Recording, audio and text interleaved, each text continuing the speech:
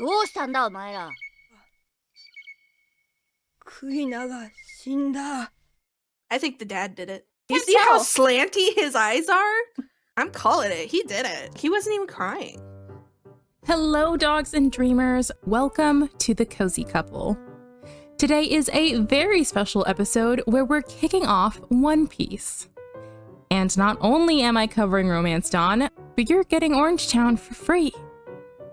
We are so lucky to be joined by my lovely friend and One Piece newbie, Virginia.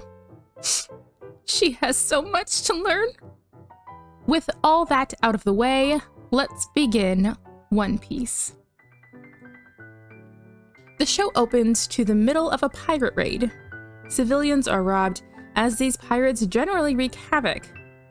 An oddball amidst this chaos is Koby, an adorable pink-haired pirate who's just trying to steer clear of trouble.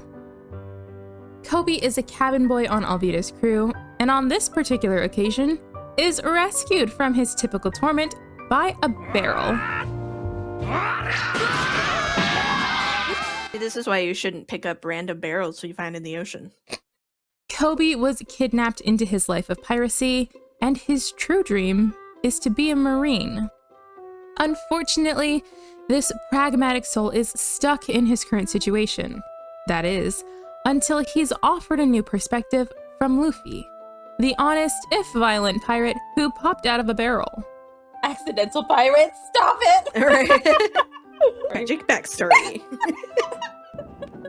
考えたこともなかったです。僕でも海軍に入れるでしょうか。海軍？そうです。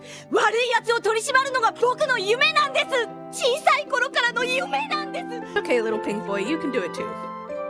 Hello, main character. Our protagonist Luffy is brutally honest. Luffy doesn't offer false promises. Instead, he smacks you in the face with possibility.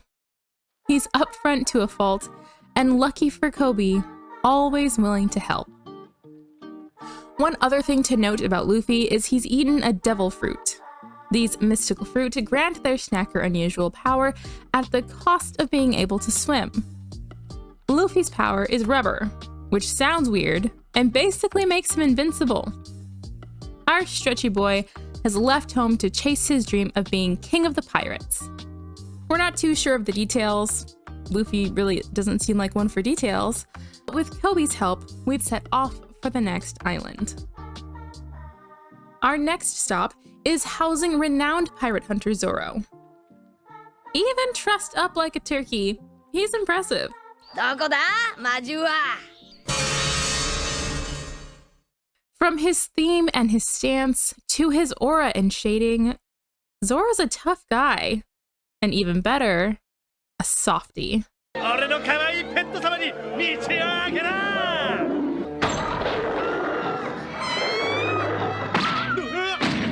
The epitome of nepotism.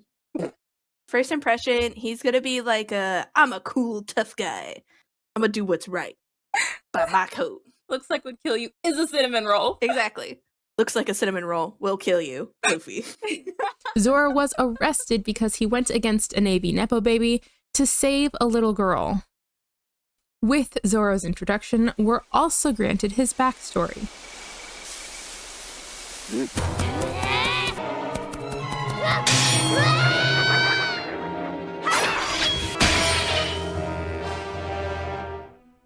Zoro はいつも言ってるよね。世界一の剣豪になるって。いつか必ず俺かお前が世界一の剣豪になるんだ。どっちがなるか競争だ。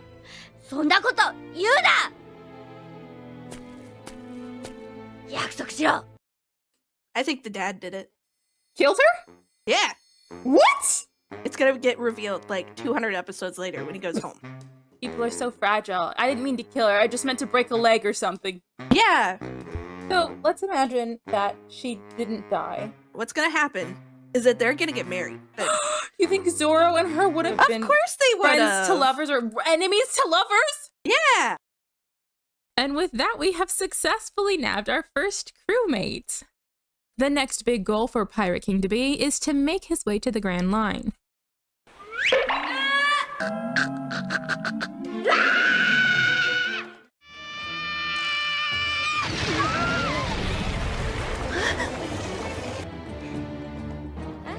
This is Nami, a murderous thief who hates pirates.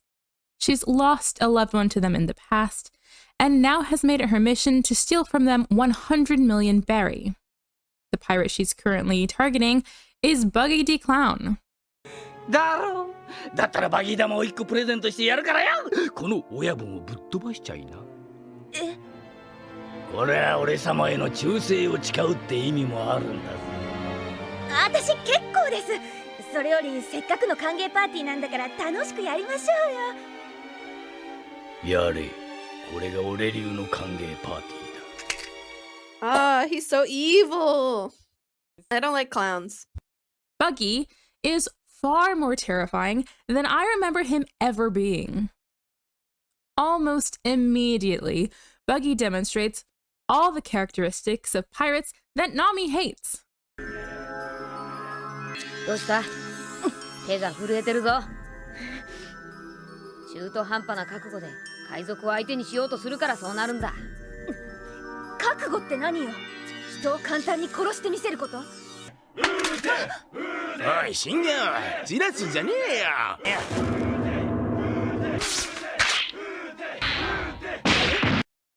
Buggy's crew chases after us for revenge, and poor Pooch gets caught in the crossfire.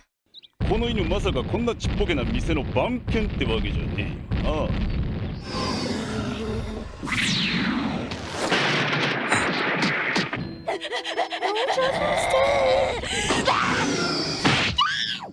Not okay. The flashes between watching the store get destroyed, followed by seeing his backstory as to why it means so much to him, is torture.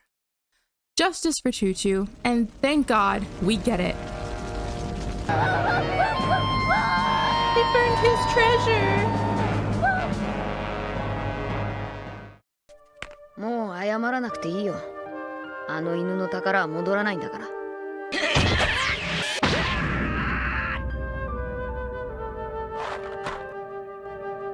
これしか取り返せなかったよ。あと全部食っちまいやがってよ。よく戦ったなお前。見ちゃいねえけど大体わかる。What makes this moment even sweeter is that Luffy and Chouchou didn't get along. Luffy isn't doing this for a friend. He's doing it because it's what he thinks is right.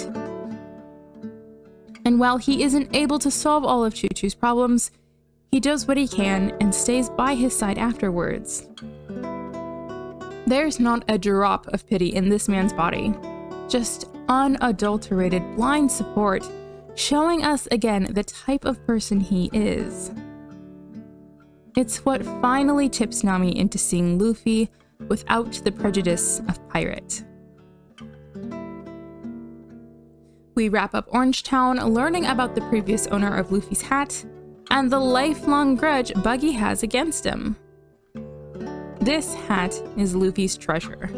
It was passed down to him by someone he looks up to with a promise to become a great pirate. Our thieving navigator deals the decisive blow in defeating Buggy, and with that, our temporary trio heads off towards the Grand Line, with Chouchou aiding our escape as a heartfelt thank you for Luffy's actions.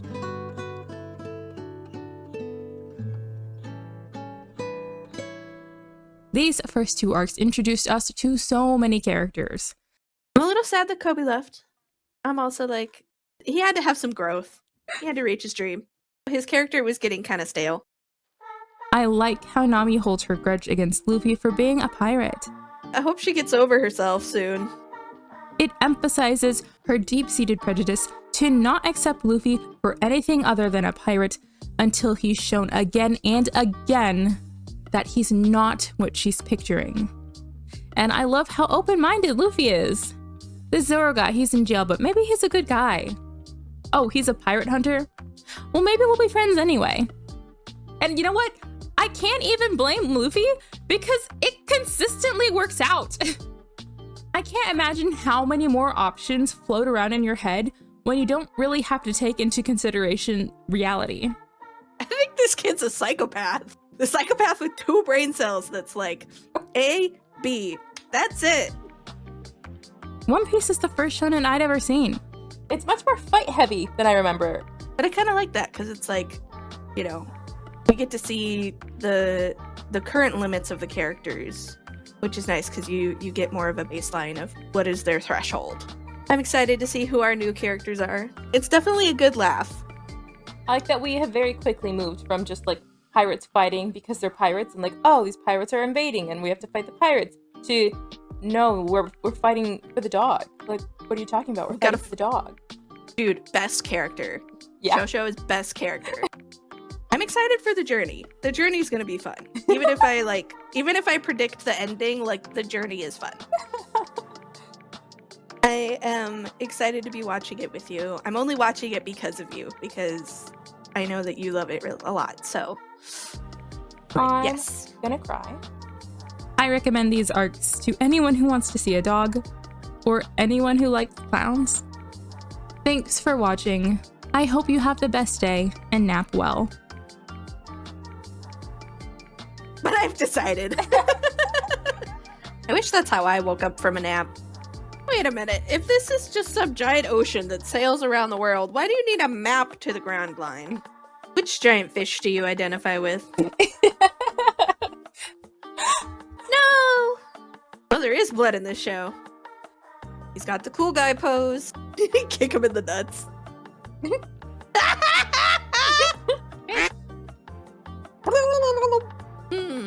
Now I really gotta think about this, because like, we initially see him in a barrel, so as long as he's not touching the water, he should be fine.